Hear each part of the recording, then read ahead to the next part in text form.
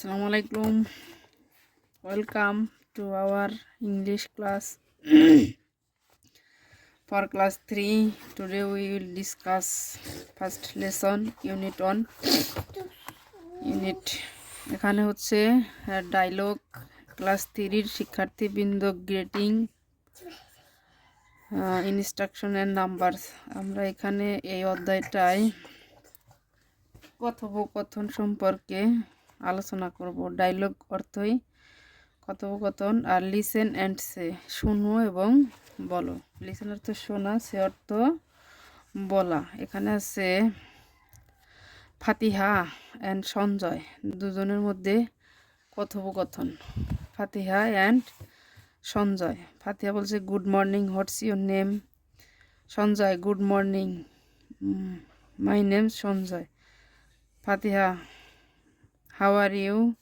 Sanjay I am good thanks, and you? I am also good, আমিও ভালো আছি।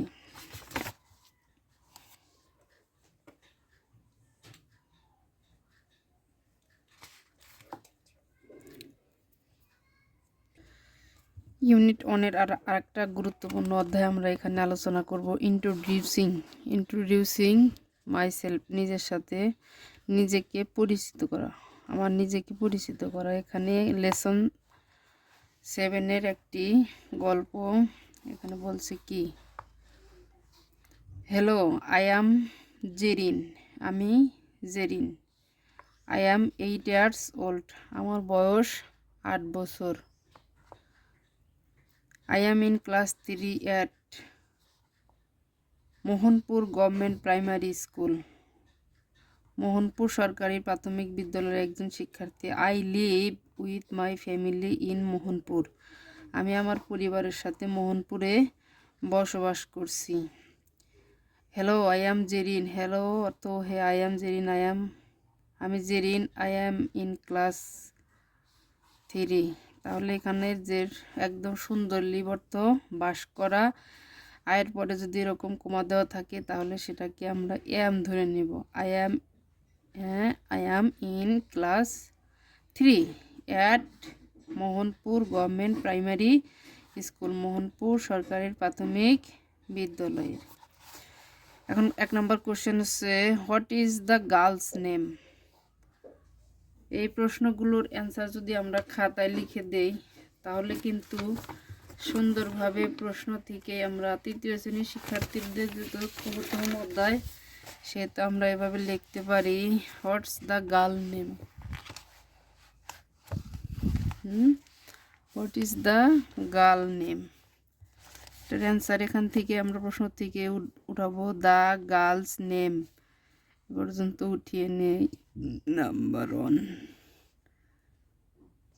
The girl's name. এই ইসটা এখানে বসিয়ে দিলাম।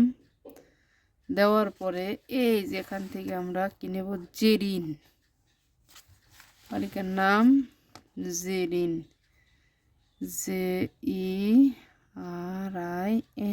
Zerin. Number 2, how old is she? তার বয়স কত? She is 8 years old.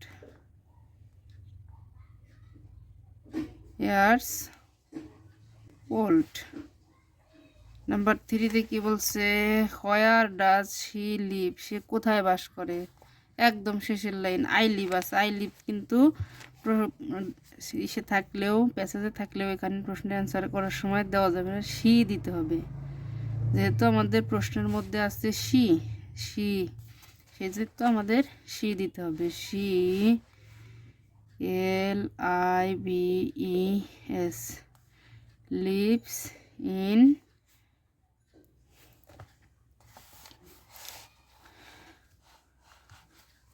Mohanpur, MOHON, Mohan PUR। What class is she in? সে কোন ক্লাসে পড়াশোনা করে? She is in class 3। She is in class 3, কারণ সে 3য় শ্রেণীতে পড়ে। এখন কথা হচ্ছে, আমরা যখন এখানে টেন্সের ব্যবহার দেখব, এই does, where does she leave, এই ডাজের পরে এই এসটা এই লিভের সাথে চলে গেছে। She lives in Mohanpur. আমরা চাইলে আর একটু বাড়িয়ে দিতে পারতাম, আর এটুক দিলেও আমাদের অ্যান্সার হবে।